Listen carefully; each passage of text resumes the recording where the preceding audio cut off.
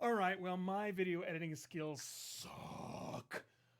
But can the same be said for Godzilla? Stick around and find out.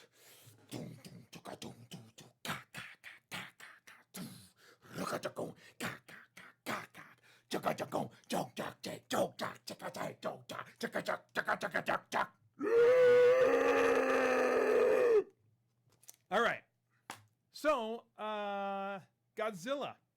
In the mid-early 1950s, the nation of Japan discovered an ancient species of giant monster creature deep underground, and they were like, oh no, we gotta blow it up! And so they throw nukes at it and stuff, but said all the nukes were testing and stuff. And then eventually the creature went away, and they're like, oh good, okay, a time of peace is upon us. Years and years and years pass, and then suddenly there are rumblings, and more creatures are coming up. What's going on? So there you go. And there's Godzilla too. And they're causing havoc. And oh no, who's going to survive? And what do we do about all these creatures? Will Godzilla maybe save the day? All right. Not a great movie. You know, it's got some good things about it. Okay, let's talk about the performances. You got Aaron Taylor Johnson, who you would recognize from the Kick-Ass movies.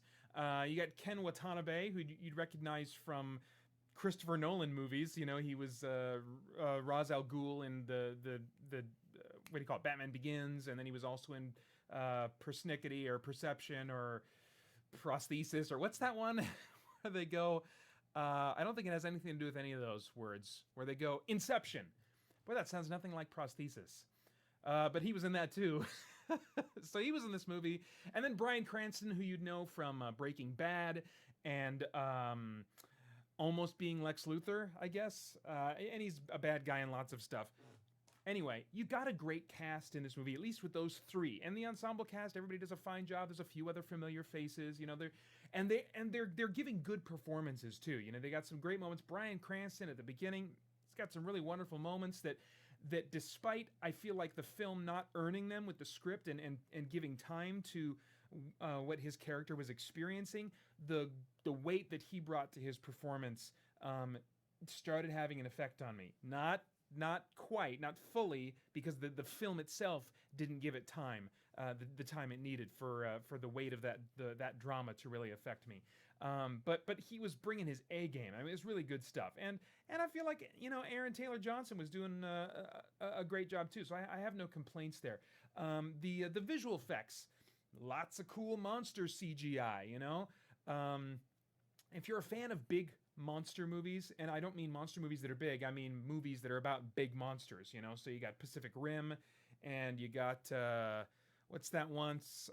Does Super 8 qualify? No, it doesn't qualify. What's that other one where it was like all on like a video camera and they're running around buildings, and it was by J.J. Abrams, and the whole city was being torn apart? That movie, whatever that one was. As you can tell, I didn't do as much homework in preparing for this review. This is almost the equivalent of what I would call a phoned-in review. But I didn't end up doing that format because I don't feel like they were really phoning in this movie. They were just hanging on to some things they didn't need to hang on to that I think hurt the film. But the visual effects, you know, it's cool CGI monsters. The visual design of the monsters is cool. But I would have gone a different direction with Godzilla. It looks like just kind of an enhancement of a giant dude in a suit, you know. So I think purists, fans that love the Godzilla movies, they're probably going to like this movie because it's like a superficial Hollywood treatment, or maybe just saying maybe better, a Hollywood budget being thrown at a Godzilla movie, you know. But it's not a reinvention. It's not a reimagining, really. It's in many ways, what little I know of the source material, I see it as being very faithful to the feel of what those movies are about, you know. The music is very traditional musical choices in this. I mean, it fades into the background, really. It's just kind of the same Jurassic Park-y type of stuff. Really, it's the story and the script that I think fail this movie. It's so convenient. The story is it's very Hollywood convenient, you know. Like and I don't want to go on, for those of you who do want to go in pure, I don't want to spoil story elements, but let me think of an example. Okay, so you've got those movies where like everybody's like a horror movie, where like people are getting killed off left and right, and like there's like two people left, and they're both good friends, and the monster kills off one of them, and then and you feel really bad. Oh man, he got killed off. I like that guy, and then the hero, which is the last one surviving, we call the hero in horror movies. They're getting backed into a corner, and all is lost, and then their dead friend shows up and stabs the monster in the back. And then the monster wails on him some more, but it gets hurt in the process. And so then the monster falls off and goes to lick its wounds.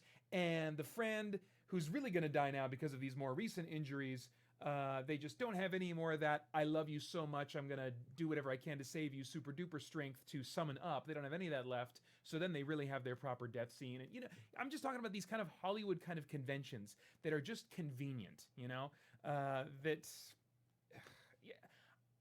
I felt the whole movie, I wasn't concerned about anybody, and it's not because the actors weren't portraying that they were trying hard and they were doing stuff. It was because everything was, even despite that, it was convenient. I never felt like things were spinning really far out of control. I never thought to myself, oh my gosh, how are they going to get out of this mess? Because I just saw, 5 messes that they got out of that...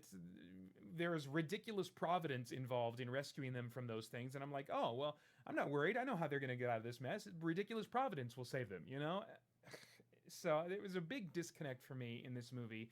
So I'm not going to talk about it really at length anymore. It's just very standard. It is a B monster movie in the classic sense. Like, I like monster movies that, like the more modern ones, like Jeepers Creepers, and I guess if you want to call the 80s ones modern too, I do, because by comparison to the 50s and 60s, they are the modern breed, So you got John Carpenter's The Thing, Predator. I would even put the first Terminator movie in that category. You got, oh my gosh, what's that movie that I really like? Crap. I want to say it's like Falling Skies, The Sky is Falling, or something crap. Yeah, I wish I could tell you because it's a much better movie, but than this one. But anyway, yeah, if you're a fan of classic, like 1950s monster movies, then probably go see this in theaters. If you like, say, Pacific Rim, go see this in theaters. If you're more into like the what's that movie? It's kind of like an indie movie called Monsters, I think, where this couple is traveling abroad and they're kind of on the run as these giant monsters start walking all over the land, and there's weird tentacles in the background, and you never quite get a good look at the monsters, kind of like in the J.J. Abrams flick. If you like that kind of giant monster movie, this isn't that. Although I will say that they should have showed the monsters a whole lot more and the people a whole lot less. But the people were there. They needed the people because the people were there to tell us who to root for. They're like, boy, nukes aren't doing it. What are we going to do? And then Ken Watanabe, the representative of the Japanese culture and the resident fan of Gojira, he comes on and he says, we must let nature run its course and Gojira will save us. My gosh. I mean, he didn't actually say that, but they were going to put all these nukes out and stuff, and that was going to put people at risk. And he was like, no, Gojira will defeat the monsters,